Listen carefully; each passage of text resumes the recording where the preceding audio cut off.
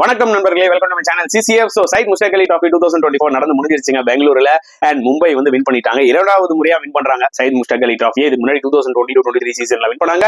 இந்த முறை ஸ்ரேயாஸ் ஐயர் கேப்டன்ஷிப்ல வின் பண்ணிட்டாங்க. சோ டாஸ் வின் பண்ணி போலிங் எடுத்தாரு ஸ்ரேயாஸ் ஐயர். 174 தான் மத்திய பிரதேஷ்னால அடிக்க முடிஞ்சது. அண்ட் மத்திய பிரதேஷ் வந்து பாத்தீங்கன்னா are overly dependent upon Rajat Patidar. அது கிளியரா தெரிஞ்சது. ஏன்னா அவர் தான் செகண்ட் ஹையஸ்ட் ரன் கேட்டர், கிட்டத்தட்ட 429 ரன்ஸ் அடிச்சிருக்காரு. அவர் ஒரு ஃபென்டாஸ்டிக் 40 ஓவர் பால்ஸ் 81 ரன்ஸ் அடிச்சாரு.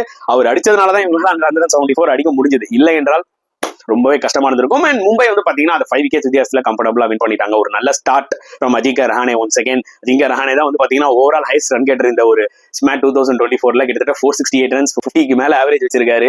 பிளஸ் ஸ்ட்ரைக் ரேட்டும் சூப்பரா இருக்கு. ஸோ ஒரு super tournament for Ajinkya Rahane.